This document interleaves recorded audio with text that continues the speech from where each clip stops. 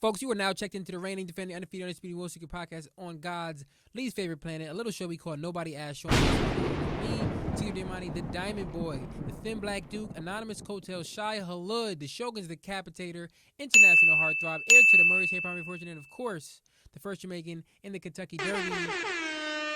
I'm having a rough day. Partially because I missed one of my AKAs, which is Shawnee Paper Towels. It's one of my favorites. But I'm having a rough day because I saw some TikToks that really got under my skin, and not because they were like bad or like annoying. They were very good, and it made me like question like, what the fuck am I doing? Brought the podcast back last week, and it was got a rapturous response, just overwhelmingly underwhelming response. It reminded me why I stopped doing it in the first place. But I don't do it for the response from the people. I do it so in like 30 years, I could tell my kids like, yo, I used to be something. I'm going to fudge the numbers a little bit. You know what I mean? I'm going to screenshot the YouTube page, but I'm going to make it seem like I had like millions of views and not like 97 or whatever the fuck. But I would make it like I'm going to be on my Al Bundy shit from Married with Children. You know how he always talk about he scored like 4 touchdowns in the big game back in high school. It's like, yo, like it's gonna be worse for me because at least, yeah, I mean, he's like, I mean, is it worse to hold on to a high school memory or like a way after high school and still not successful memory? I guess like if you peaked in high school, that's kind of tough. But also, did I ever peak? I mean, I guess it's a good thing if I didn't peak yet. But I feel like I didn't peak yet because it's just been. Should have flat line. But yeah, if you saw my Instagram, if you follow me on Instagram, you saw those TikToks that I'm talking about. And if you don't follow me on Instagram, how the fuck did you even find out about this show? Maybe I'm reaching people I didn't realize. But I came in this week and I was going to talk about Kanye West. Yeah, I know how I feel about talking about celebrity and pop culture shit. But it wasn't about Kanye West. It was about people talking about Kanye West. You know what I mean? It was like the conversation around Kanye West because, you know, Kanye back on his bullshit. Kanye's one of the people when like back on his bullshit, like it's not fun. Like there's certain people who's like, oh, this nigga back on his bullshit. Like it's like he's in his bag. And I guess that is the case for Kanye, but like his bag is like it's a bag of shit. Like it's like manure. You know what I mean? Like this nigga when Kanye's back in his bag, it's like this sucks. But that's my whole point. Niggas was just the discourse has come back about Kanye West. And it's like, my whole point was, I was going to come in here and say like, yo, why don't we just stop talking about Kanye West? And then I thought about it. I was like, you know what? Here's a way that we could stop talking about Kanye West. I will stop talking about Kanye West. Yeah, I mean, I didn't tweet about him all week. This is the end of where I'm going to talk about him. But that's sort of like my thesis for this episode. We're going to talk about what I call the y'all phenomenon.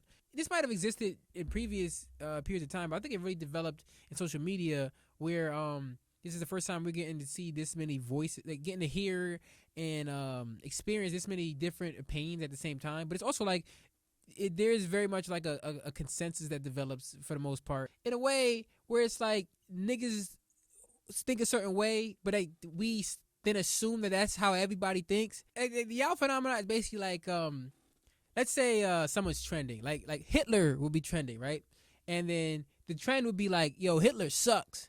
And then somebody will say something like, don't try to say Hitler sucks now because y'all was not saying this in 1942. And it's like, who is the y'all in this situation? Nazis? German citizens? Because like niggas was saying that in 1942. Because like that's why there was a World War II. Like there's a large part of why there was a World War II is because niggas was not fucking with Hitler. You know what I'm saying? Like that's a whole, like, you know what I mean? Like niggas was saying Hitler sucks. You know what I mean? What are you talking about? You know, yes we were. You might not have seen my tweets about it. You might not have heard me speak about it, but I was saying that. You can't say that my opinion on something is invalid because I wasn't saying it 10 years ago. Nigga, you did not know me 10 years ago. You don't know me now. What are you talking about?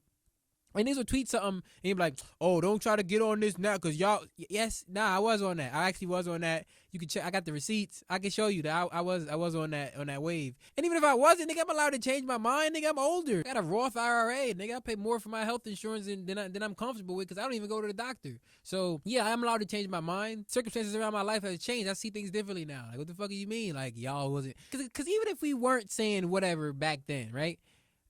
I'm saying it now. Like, you don't speak for me, nigga. Don't speak on tell me what I was doing then and what I can say now.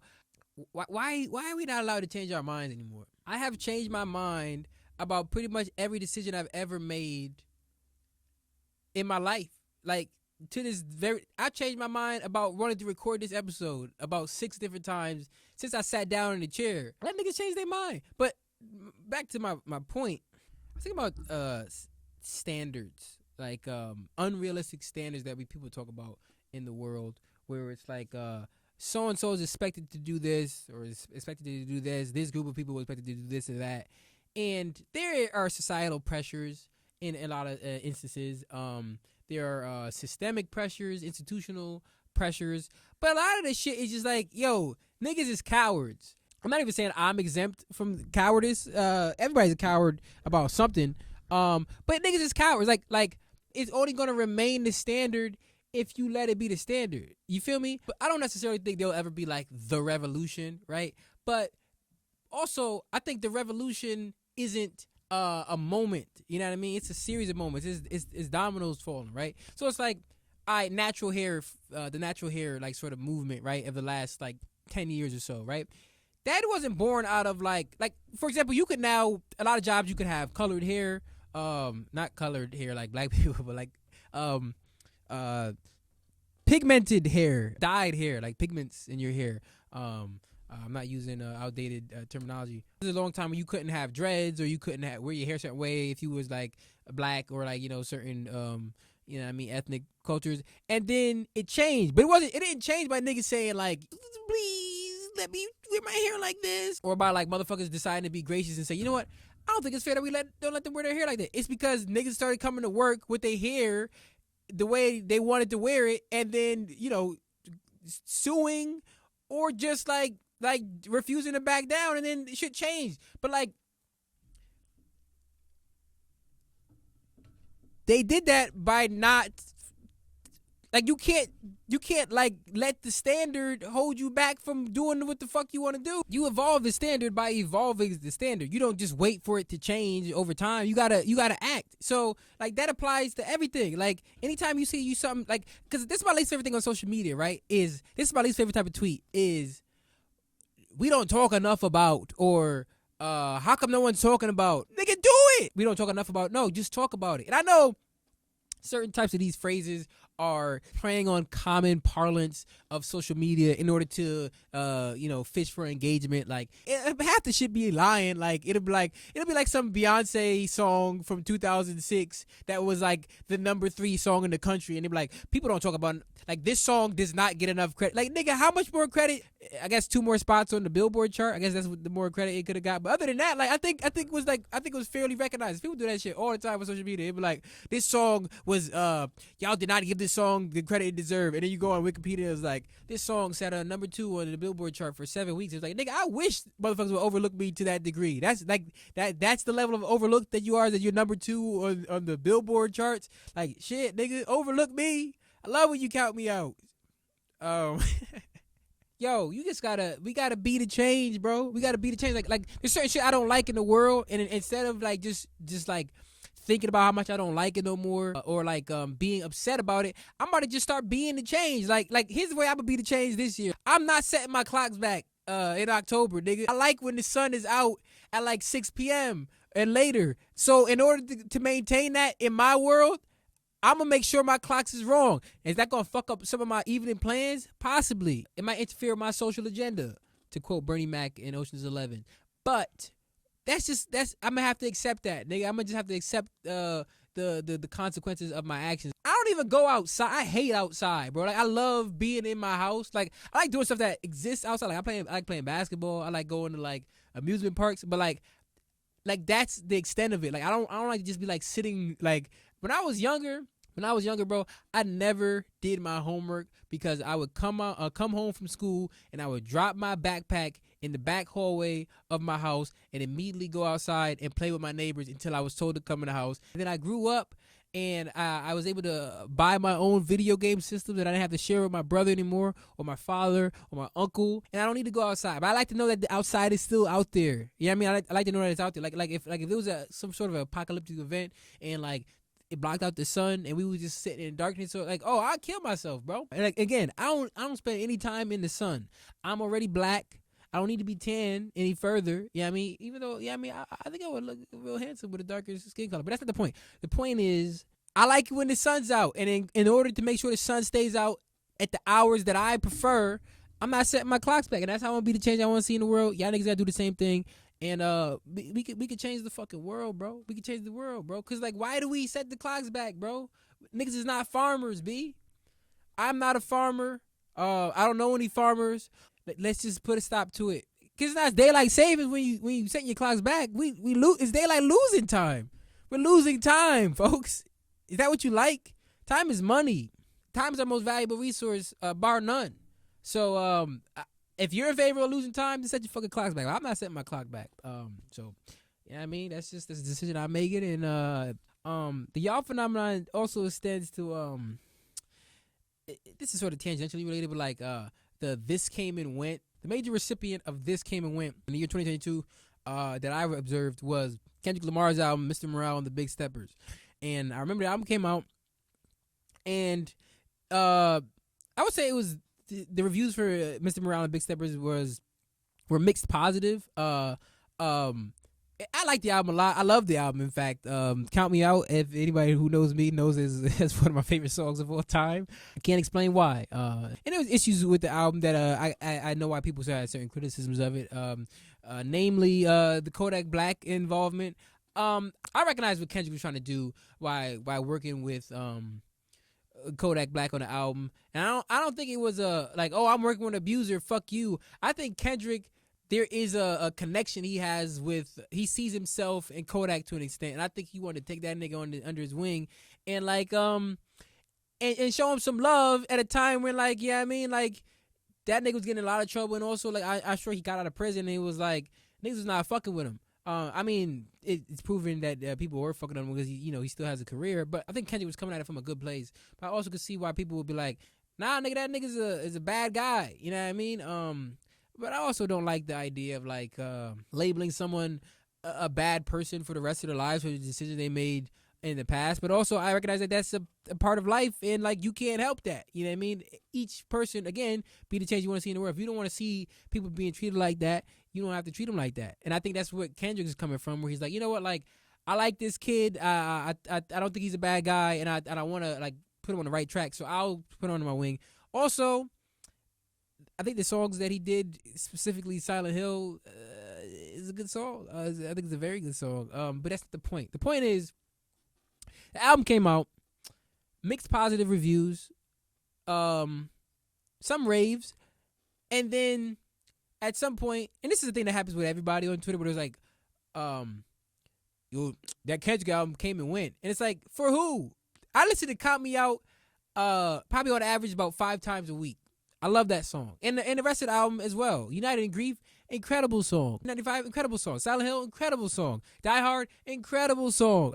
There are bangers on that album. It's a very good album. Who did it come and go for? The niggas who are not Kendrick fans, who only participate in the listening of the album to be a part of the zeitgeist? Because that's something that happens with major artists, right? Drake is a prime example of that type of artist. I know people who only listen to Drake albums to participate in the Drake discourse. The bitches gonna be listening to oh okay. Oh, you doing it for the bitches? All right, man, that's cool. Or Marvel movies or whatever. There are certain things that happen in culture where it's people participate in them just to be a part of the zeitgeist. I understand that, but it's once those people are removed from the equation, even someone as big as Drake, someone as big as Kendrick Lamar, someone as big as Beyonce. I mean, most people aren't their fans. Most people are people who appreciate their music or whatever. But it's I like Beyonce's music. I wouldn't call myself a Beyonce fan. I like Beyonce. And I also would not call myself a Beyonce hater, which I'm not. But I wouldn't say it even if I was online, because Beyonce fans are probably, after Nicki Minaj fans, Zack Snyder fans, and Star Wars fans, Beyonce fans are pretty ruthless in their attacks on fucking harmless citizens who just don't necessarily appreciate something that Beyonce did. But that's not the point. Anyway, most people aren't like their fans. They're just like, you know what I mean? People, they're just consumers. So like once those people are out of the equation, it's like, yeah, it might come and go to those people. Be like yo, I was listening to Little Dark Age, which was the MGMT album that came out in 2018. But I listened to that shit all day, among some other albums, and like the way culture moves today, you could say, yeah, that album came and went, but especially 4 years later. But it's like, I don't care if it came and went. Like niggas would tell you, you could go online, you could tweet like a link to a song from the Kendrick album, and niggas be like, you still listening to that shit? That shit came and went. Like, to you, motherfucker, I like it. Like nigga, like I don't move to the beat of y'all drum. Like, and here I go with the y'all shit, but I don't move to the beat of anyone else's drum. I'm listening to it because I'm listening to it, not because like we're all listening to it. I don't give a fuck what y'all niggas is listening to, dog. I don't give a fuck what y'all niggas is watching. I don't give a fuck what like any of that shit. I like shit because I like shit. And there are times, of course, where I was like, okay, a lot of people are engaging with this. Maybe there's something to it. But overwhelmingly, whenever that's happened, it never ended up being something that I connected with, because I have a very particular taste. I don't watch most shit. I don't listen to most shit, and I don't and not because I'm like it's not even an elitist thing. It's like, yo, this shit, I know what I like. Going back to Drake, I'm just not a Drake guy. I think there are Drake songs that I love, that I know bar for bar. I rap them all the time, but for the most part, like I don't vibe with like Drake's like ethos. You know what I mean? And because of that, when a Drake album drops, I'm not rushing out to like engage with a Drake album. You know what I mean? But I'm also not gonna say to somebody, "Oh, Certified Lover Boy came and went." I don't give a fuck if it came and went, nigga. Like I don't give a fuck that it even came. You know what I'm saying? Like I don't have any interest in it. Stop saying shit like that, bro. Oh, this shit came and went. Did it though? But we in a time period where if 9/11 happened this year, that shit would have came and went by October 1st. Like, bro, there's a war in the Ukraine right now. Nobody talking about that shit, because that's how we digest culture.